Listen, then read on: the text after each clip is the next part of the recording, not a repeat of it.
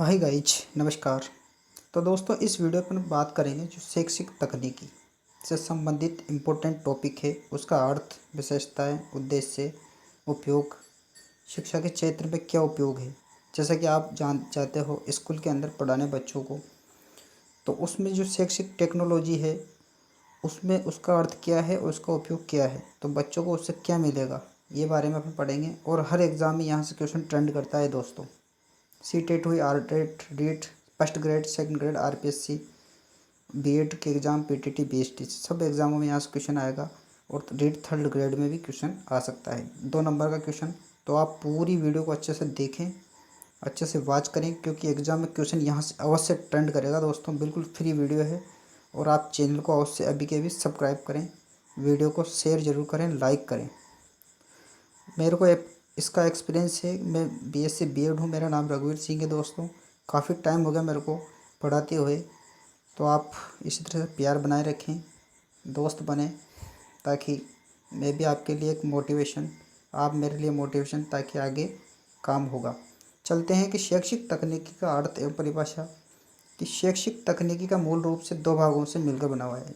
Education technology, आप जानते हो, एजुकेशन यानी educational technology, educational plus technology, दोनों शब्दों से मिलकर बना हुआ है। तो जो शिक्षण प्रक्रिया है उसको सरल बनाया जा सकता है इससे। और जब हम शिक्षा में हार्डवेयर तकनीकी का प्रयोग करते हैं, जैसे कि कंप्यूटर हुआ, रेडियो हुआ, है ना, ब्लैक बोर्ड हुआ, स्मार्ट बोर्ड हुआ, मोबाइल हुआ, तो ये क्या एक हार्डवेयर है दोस्तों। हार्डवेयर वो जैसे एक कंप्यूटर में सॉफ्टवेयर होता है ना, कंप्यूटर में हार्डवेयर होता है जिसको अपन छू सकते हैं, ठीक है। सॉफ्टवेयर उसको कहते हैं जैसे बच्चों की मेमोरी, मस्तिष्क, जो वो बाहर निकालते हैं, कहना चाह रहे हैं, अभिव्यक्ति, ठीक है। हार्डवेयर और सॉफ्टवेयर में बहुत अंतर है। तो हार्डवेयर तकनीकी का प्रयोग करते हैं तो उससे हम शैक्षिक तकनीकी बोलते हैं दोस्तों। तो ठीक है दोस्तों, तो ये हुआ इसका अर्थ, यानी 2 भाषाओं से मिलकर बना हुआ है, 2 लैंग्वेज से, एजुकेशनल प्लस टेक्नोलॉजी। तो अवश्य आपको ध्यान होना चाहिए, यहाँ से क्वेश्चन आ सकता है 4 ऑप्शन में। ओके दोस्तों, आगे बढ़ते हैं। कि जैसे कि computer, TV, radio, mobile phone और प्रोजेक्टर, स्मार्ट बोर्ड। तो दोस्तों ये क्या है, एक हार्डवेयर है। और इससे शिक्षा में अधिगम का क्षेत्र बढ़ेगा, है ना, बच्चे अधिक सीखेंगे, क्योंकि कंप्यूटर शिक्षा में बहुत ही तेज़ी से बढ़ रहा है। आजकल देखो, कंप्यूटर से जितने भी कार्य हो रहे हैं शिक्षा के क्षेत्र में, आप जो चला रहे हो ये भी एक तकनीकी है, आप जो देख रहे हो ये भी एक तकनीकी है। मैं यहाँ से बैठे बैठे आपको वीडियो दे रहा हूँ और आप उसको सीख रहे हो। तो TV, radio, mobile phone, projector, ये क्या है, हार्डवेयर है।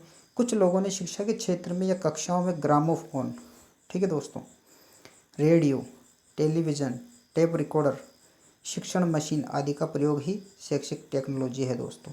जैसा कि मान लो शिक्षा में टेलीविज़न बहुत ही कारगर, है ना, साबित होगा, क्योंकि टेलीविज़न से देखा और सुना जा सकता है, श्रव्य दृश्य सामग्री है। टेप रिकॉर्डर से ओनली आवाज़ सुनी जाती है।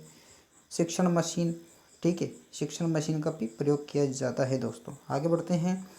इसे माना जाता है, लेकिन सिर्फ इतना करना उचित नहीं है, बल्कि शैक्षिक तकनीकी का वास्तविक और ब्रिटेन की national Council of Educational technology, very very important topic है दोस्तों, कि ब्रिटेन की national Council of Educational technology ने सन 1967 में, ध्यान रखना, कि इस प्रकार बताया कि शैक्षिक टेक्नोलॉजी मानव अधिगम के प्रकरण को सुधारने एवं उन्नत करने की प्रणालियों, तकनीकी को और सहायक सामग्री का विकास, प्रयोग एवं मूल्यांकन है।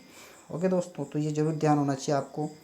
ये National Council of Educational Technology सन 1967 में बताया था इसको, है ना। तो आपको ये टॉपिक ध्यान होना चाहिए, स्क्रीनशॉट ले लीजिए आप। आगे बढ़ते हैं।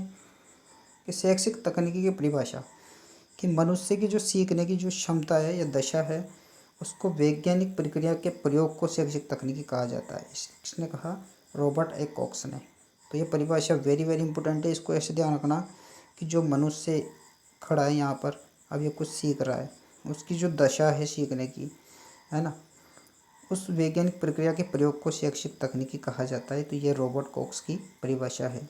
आगे बढ़ते हैं। कि शैक्षिक तकनीकी व्यवहारिक अधिगम की परिस्थितियों में वैज्ञानिक ज्ञान का प्रयोग है, ये ब्लूमर ने कहा था। तो वेरी इंपॉर्टेंट, व्यवहारिक अधिगम की परिस्थितियों में, है ना। किसने कहा? ब्लूमर ने। उसी को शैक्षिक तकनीकी कहते हैं। तो ये दो परिभाषा आ सकती है एग्जाम में, first grade, second grade, REET और थर्ड ग्रेड। और जितने भी एग्जाम है BSTC। अगर आप नए हो ना तो अभी के अभी चैनल को अवश्य सब्सक्राइब करें और वीडियो को लाइक करके ना भूलें दोस्तों। तो आगे बढ़ते हैं कि शैक्षिक तकनीकी की जो विशेषता है, क्या है विशेषता, क्या क्या काम आती है। कि शैक्षिक तकनीकी वैज्ञानिक ज्ञान के उपयोग पर आधारित है। किस पर? इससे क्या बच्चों को वैज्ञानिक ज्ञान मिलता है दोस्तों। क्या मिलता है? एक टेक्नोलॉजी ज्ञान, है ना, साइंटिफिक ज्ञान, सूच मतलब खोज करने की प्रवृत्ति। ओके, इसको बच्चों को मिलता है। यह तकनीकी निरंतर गतिशील होती है। क्या होती है? इसकी जो गति है ना निरंतर बढ़ती है दोस्तों, गतिशील रहती है। जैसे कि ग्राफ है तो उसकी गति निरंतरशील होती है। ओके, तो ध्यान होना चाहिए। शैक्षिक तकनीकी की सहायता से विद्यार्थियों और शिक्षकों के व्यवहार में परिवर्तन लाना संभव है दोस्तों। क्या बोल रहे? संभव हो सकता है, हो गया तो हो चुका है दोस्तों, अभी तक तो बढ़ ही रहा है। आगे बढ़ते हैं कि शैक्षिक तकनीकी में मनोविज्ञान, साइकोलॉजी आपने पढ़ी होगी, विज्ञान, टेक्नोलॉजी, प्रणाली, कला, दृश्य, श्रव्य सामग्री, मशीनों का प्रयोग आदि सभी कुछ शामिल होते हैं इसमें शैक्षिक तकनीकी में। क्या क्या होता है? मनोविज्ञान भी होगी, साइकोलॉजी, है ना, तभी तो आगे बच्चा सीख पाएगा, अधिगम कर पाएगा। विज्ञान तकनीकी जो टेक्नोलॉजी, नई नई टेक्नोलॉजी बच्चों के सामने आएगी तो वो उसको और गति सीखेगा, है ना। उसकी जो प्रोसेस है, तकनीकी प्रणाली, कला, दृश्य, यानी कि दृश्य श्रव्य सामग्री जानते हो आप, जैसे श्रव्य तो ओनली रेडियो हो गया, जो रेडियो सुनते हो पहले ज़माने में चलता था। और श्रव्य दृश्य श्रव्य सामग्री होगी तो दोस्तों टीवी, जैसे कि प्रोजेक्टर है तो ये क्या है? कंप्यूटर है तो श्रव्य दृश्य सामग्री है, दोनों श्रव्य दृश्य सामग्री है। चलचित्र ये क्या है? श्रव्य दृश्य सामग्री है। तो जो शिक्षण प्रक्रिया है दोस्तों, जैसे कि तीन व्यक्ति होते हैं या तीन वस्तुएं होती है। शिक्षक, ठीक है, पुस्तक नहीं, पुस्तक से बच्चा, शिक्षार्थी मतलब, है ना, और शिक्षण उद्देश्य। तो ये जरूर ध्यान में होना चाहिए बच्चों को नहीं, शिक्षक को ध्यान होना चाहिए, ताकि मैं कौन से उद्देश्य से क्लास में जा रहा हूँ, किस तरह से पढ़ा रहा हूँ, क्या क्या सामग्री की आवश्यकता है, कौन कौन सी सामग्री की आवश्यकता है। तो इस तरह से आप शिक्षण प्रक्रिया को आगे बढ़ते हैं कि शिक्षण प्रक्रिया को वैज्ञानिक, वस्तुनिष्ठ, सरल व स्पष्ट, रुचिकर बनाने के लिए शैक्षिक तकनीकी शायद सहायक सिद्ध हुई है। क्या भाई? जो शिक्षण कार्य कर रहे हो तो उसमें वैज्ञानिक, वस्तुनिष्ठ, सरल, रुचिकर बनाने के लिए शैक्षिक तकनीकी सिद्ध सहायक हुई है दोस्तों। आगे बढ़ते हैं कि अभिकर्मित अधिगम, अंतःक्रिया विश्लेषण, दृश्य श्रव्य सामग्री, सूक्ष्म शिक्षण, माइक्रो टीचिंग आदि जो नई खोजें उसके विकास में शैक्षिक तकनीकी सक्रिय प्रयोग है।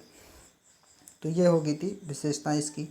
तो जरूर ध्यान होना चाहिए कि जो शिक्षा है ना, शैक्षिक तकनीकी है, उसके अंदर एक तो अभिकर्मित अधिगम, यानी कि उससे बच्चा, जैसे रेखीय अभिकर्मित अनुदेशन, अवरोही अभिकर्मित अनुदेशन, ये तीन अभिकर्मित अनुदेशन, तो ये शिक्षा में नवाचार है, तो इसको भी आप जरूर से पढ़िएगा। अंतःक्रिया विश्लेषण, यानी कि दो व्यक्ति है या दो बालक है तो क्या कर रहे हैं, आपस में अंतःक्रिया, कोई किसी भी टॉपिक का विश्लेषण कर रहे हैं। श्रव्य दृश्य सामग्री मैंने अभी बताया आपको। सूक्ष्म माइक्रो टीचिंग, है ना, ये क्या है? खोजें हैं। तो ये शैक्षिक तकनीकी में सक्रिय हैं, एक्टिव हैं ये चीज़ें, तो उसमें काम आती है। आगे बढ़ते हैं दोस्तों, नए हो तो चैनल को अवश्य सब्सक्राइब करें। शैक्षिक तकनीकी वातावरण पर नियंत्रण रखती है। क्या करती है? जो शैक्षिक तकनीकी है, जो अपना इन्वायरमेंट है दोस्तों, जैसा कि मान लो यहाँ पर पेड़ पौधे हैं, यहाँ पर कंप्यूटर है, यहाँ पर मित्र हैं, यहाँ पर स्कूल है, तो क्या करेगी? अब यहाँ पर कुछ खेलने के हैं, तो जो शैक्षिक तकनीकी वातावरण पर नियंत्रण करती है दोस्तों, इससे सीखने को प्रोत्साहन मिलता है। तो जरूर ध्यान होना चाहिए। क्या मिलेगा इससे? प्रोत्साहन। अब किसी घर में कंप्यूटर है तो वो सीखेगा तो उसको और सीखने का प्रोत्साहन मिलेगा, अगर वो सही दिशा में कार्य करें। शैक्षिक तकनीकी में सीखने के परिणामों की जांच के लिए मापक यंत्र की व्यवस्था पर बल दिया जाता है। किस पर? जो भी मेजरमेंट है, मापन यंत्र, उस पर बल दिया जाता है। शैक्षिक तकनीकी में सीखने की विधियों पर बहुत बल दिया गया ताकि अधिगम को प्रभावशाली बनाया जा सके। यानी कि बच्चे ने कितना अधिगम किया, कितना ज्ञान अर्जित किया, कितना उसके व्यवहार में परिवर्तन आया, तो ये ज़रूर ध्यान है कि शैक्षिक तकनीक ने उसकी तरफ आकर्षित किया है। आगे बढ़ते हैं कि शैक्षिक तकनीकी के उद्देश्य कौन कौन से हैं। तो दोस्तों ध्यान से पढ़ना, यहाँ से क्वेश्चन अवश्य ट्रेंड करेगा दोस्तों। शैक्षिक तकनीकों का निर्धारण करना चाहिए, क्या करना चाहिए, उसका डिटर्मिनेशन, जो उद्देश्य हैं, क्या उद्देश्य है उसका लिखना चाहिए, पढ़ना चाहिए, है ना। प्रस्तुतिकरण प्रभावी बनाने में शिक्षण युक्तियाँ या विधियों का निर्धारण करना चाहिए, यानी कि कोई भी शिक्षण कार्य है उसको प्रभावी बनाने के लिए शिक्षण युक्तियाँ विधियों का निर्धारण करना आवश्यक है, जरूरी है। शैक्षिक तकनीकी की ये उद्देश्य है ना। निर्धारित युक्तियों या विधियों का उचित प्रकार से प्रस्तुतिकरण करना चाहिए। जो भी शिक्षा से संबंधित सामग्री आपके पास, श्रव्य दृश्य सामग्री, कंप्यूटर, तो उसको क्या करना चाहिए, उचित प्रकार से प्रस्तुतिकरण करना चाहिए दोस्तों। पाठ का समुचित विकास करना चाहिए, यानी कि कोई भी आप पाठ पढ़ाने जाए तो उसका एक, जैसा कि मान लो मानव जनन तंत्र है, हृदय है ना, पेड़ पौधे हैं, तो उसका एक समुचित विकास होना चाहिए और उसका लास्ट में मूल्यांकन जरूर करना चाहिए, तब जाके शैक्षिक तकनीकी कारगर साबित होगी क्लास के अंदर। ओके, तो दोस्तों ये थे अपने पास टॉपिक। तो धन्यवाद दोस्तों पूरी वीडियो देखने के लिए। अगर मैं दोस्तों इस तरह की वीडियो लेके आता रहता हूँ, तो नए हो तो आपके और अपने चैनल को सब्सक्राइब जरूर करें और वीडियो को लाइक एंड शेयर ज़रूर करें। तो दोस्तों ये स्क्रीनशॉट ले लीजिएगा और आप दोस्तों के साथ 5 या 2 जितने भी दोस्त मिले 1-2 को शेयर कीजिएगा, ताकि बच्चे अच्छे फ्री में पढ़ सके, राष्ट्र हित में। बिल्कुल फ्री है दोस्तों, कोई कोचिंग के पैसे नहीं है। तो आप इनको अच्छे से, क्योंकि यहाँ से क्वेश्चन अवश्य आएगा, शैक्षिक तकनीक से परिभाषा से इम्पोर्टेंट है ये दोनों परिभाषा, है ना। और इसकी जो विशेषताएँ ये ज़रूर ध्यान है, नॉर्मल है, ज़्यादा टाइट नहीं है। तो आप इनको एक बार अच्छे से देख लीजिए, ताकि शिक्षा के अंदर इसमें बच्चों को एक अधिगम प्राप्त होता है और उसकी जानकारी हमें होना चाहिए।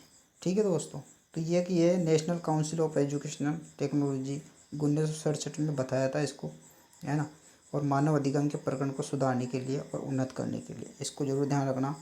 और तो कुछ भी नहीं है इसमें ज़्यादा टॉपिक, और ये एजुकेशन टेक्नोलॉजी। ओके दोस्तों, तो मिलता हूँ नेक्स्ट वीडियो में। जय हिंद, जय भारत।